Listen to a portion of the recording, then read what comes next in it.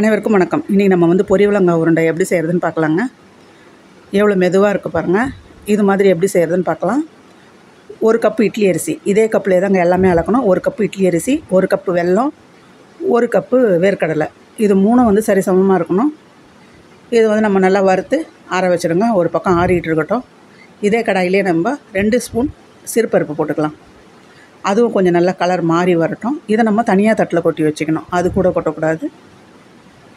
இது தனியாக தட்டில் கொட்டி வச்சுக்கோங்க.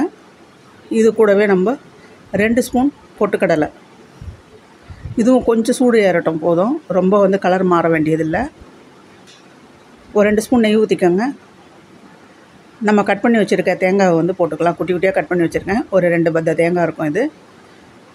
அதுவும் கொஞ்சம் கலர் மாறட்டும். மாறினோடனே அதையும் எடுத்துருங்க, தனியாக எடுத்து வச்சுருங்க ஒரு பாத்திரத்தில். அவ்வளோதான். இப்போ நம்ம வந்து வெல்லம் காய்ச்சிக்கலாம். ஒரு பாத்திரம் போட்டு 1 கப்பு வெல்லத்தை போட்டு 1/4 கப்பு தண்ணி ஊற்றுங்க. இது நல்லா கரைய விடுங்க. கரையட்டும். கரைஞ்ச உடனே நம்ம இந்த கடாயிலேயே வந்து வடிகட்டிக்கலாம். வடிகட்டி இதை நல்லா கொதிக்க விடுங்க. நல்லா கொதிச்சுக்கிட்டு இருக்கட்டும். நம்ம அதுக்குள்ளே அரிசியெல்லாம் அரைச்சின்னு வந்துடலாம். நல்லா மிக்ஸி ஜாரில் போட்டுக்கோங்க. இது மாதிரி நல்லா பவுடராக அரைச்சிக்கோங்க. எவ்வளோ நைஸாக அரைக்க முடியுமோ அரைச்சிக்கோங்க.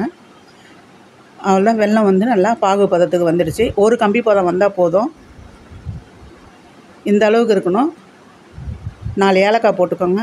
நம்ம வறுத்து வச்ச பருப்பையும் பொட்டுக்கடலையும் போட்டுக்கலாம். தேங்காயும் அது கூடவே போட்டுக்கோங்க.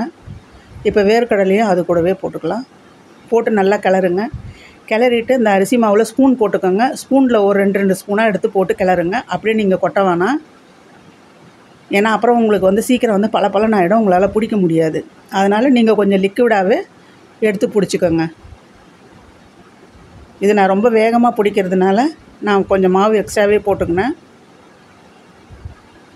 அவ்வளோதாங்க. நல்லா வந்து கை கொஞ்சம் சூடு பொறுக்கிற அளவுக்கு இருக்கும்போதே நம்ம எடுத்து கடகடன்னு பிடிச்சிடணும். கொஞ்சம் ஆற விட்டிங்கன்னா உதிரியாக போயிடும். அதனால் கடகடன்னு பிடிச்சிடுங்க. எல்லாத்தையும் இது மாதிரி பிடிச்சிட்டு பார்க்கலாம். அவ்வளோதாங்க. பிடிச்சிட்டேன். இவ்வளோ மாவு நம்மளுக்கு மிச்சம். அதுக்கு தான் சொன்னேன் எக்ஸ்ட்ராவே கொஞ்சம் போடுங்க. ஒரு வெல்லம் ஒரு மாதிரி.